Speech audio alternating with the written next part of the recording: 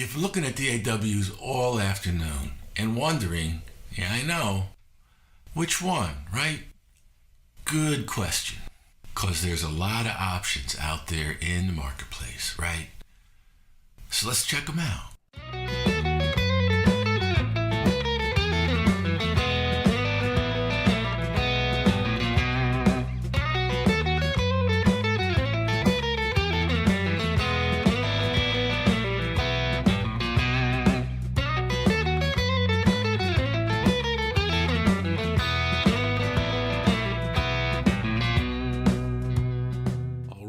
So let's start with the freeware.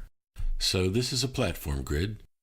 It's an easy way to see which platforms support these audio workstations. As you can see, Audacity runs on Windows, Mac, and Linux. Pro Tools and Studio One run on Windows and Mac. Cakewalk runs on Windows, and GarageBand runs on a Mac. And just a note, Audacity, Cakewalk, and GarageBand are products unto themselves, whereas Pro Tools and Studio One are scaled down versions of their fully featured products. So basically they're giving you an opportunity to try before you buy. In this grid, we're looking at MIDI and plugin support. Now, a caveat on the plugin notations. In my research, I found that descriptions about VST and AU plugins were not always crystal clear. And as a matter of fact, there's actually two versions of VST, namely VST2 and VST3, and it wasn't always clear in the feature descriptions if both versions were supported. And sometimes for installation, you'll need some kind of extension, usually referred to as a wrapper or an add-on, and sometimes the plugin support may not be available across all versions of the product. So there's a number of things to consider when looking into plugin support. The notes in the grid reflect the best info I could find. Now, of course, audio workstations have different features and different user interfaces. So I wondered, if I start out using freeware, would that be sufficient for learning, the basics? Well, the thing is, whether it's freeware or purchased software, they all produce digital information, right? So as far as your PC or laptop is concerned, the incoming sound is really just another bit stream. And the effects being applied, whether by freeware or purchased software, are done for the most part by various algorithms. So, for example, here is a user interface for a compressor. And now, here's a bit of code from a compressor routine. So yeah, fundamentally, audio workstations are dealing with algorithms and how well those algorithms have been translated into computer code. So I concluded that, using freeware would be an okay way to learn basic concepts. All right, so let's take a look at the same information for purchase products. So here's the platform grid showing the 4 purchase products. Now, in this grid, you'll notice I added a column for networking. There is something called a link feature developed by Ableton. Bitwig and Reason make use of Ableton's link feature. And Pro Tools offers a cloud collaboration feature. Needless to say, I found lots of opinion and discussion about networking in audio workstations, and I'll just leave it at that.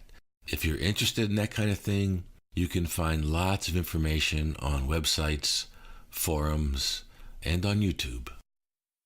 All right, so a lot of information on the MIDI and plugin grid. This grid shows all of the various versions of each of the products. There may be 2, 3, or even 4 versions to choose from.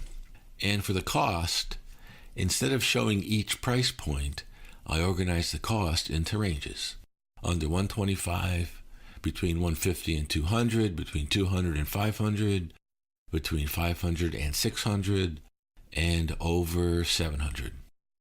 I use ranges because specific price points will tend to vary from time to time, right? Now, you may notice I labeled the cost column as initial investment. And this is because as time goes on, your audio workstation will offer upgrades, maybe free, maybe not. Needless to say, this was another topic for discussion in user forums, something you may want to look into before making a purchase. Side note on FL Studio, this was the only product I found that advertised free lifetime upgrades, so that may be something to check out. All right, moving on. Let's take a look at some of the versions. Avid offers 2 versions of Pro Tools in addition to their freeware version. And PreSonus offers 2 versions of Studio One in addition to their freeware version. There are 3 versions of Ableton Live. Now, there are 4 purchase options for FL Studio, but the thing is, there are really only 2 versions of the product. There is the Fruity version and the Producer version. Now, Signature is the Producer version with additional plugins, and All Plugins is also the Producer version with even more plugins than Signature. Reaper markets one version of their product with 2 licensing options.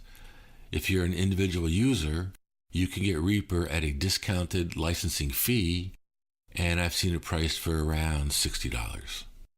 So, as you can see, there's a number of different approaches being used to market digital audio workstations. Now, I'm currently in the market for a new DAW. My budget is between $200 and $500. I work on Windows and Mac platforms, and using these grids and internet research, here is where I landed. So my next step is to try them out, right? Reaper and Digital Performer have trial periods. Pro Tools and Studio One have their free versions. So, the fun begins. Now, I participate in various forums and Facebook groups, and very often, I mean, it's not unusual, someone will post, which DAW should I get? And it's understandable, right? It's so easy to be overwhelmed by the number of products and features you can find out in the marketplace. But the thing is, when it comes to selecting an audio workstation, it's not really something someone else can answer, right? Because it just depends on so many individual factors. For example, what is your level of interest? What is your skill level? What platforms are you going to run on? Are you going to record your own music? Are you going to record other musicians? Are you going to do voiceovers? Are you going to do all 3 of those?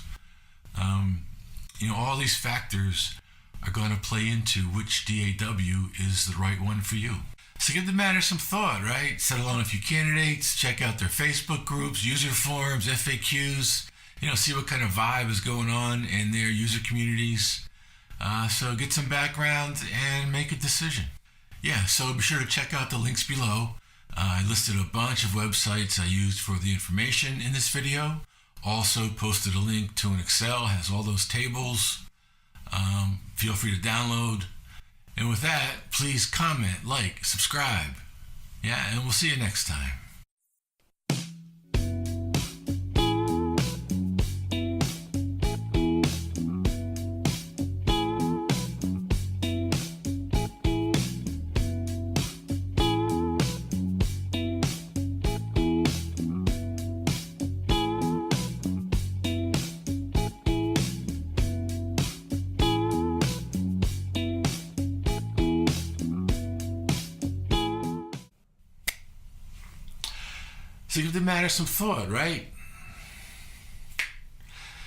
So give the matter some thought, right? Oh, man.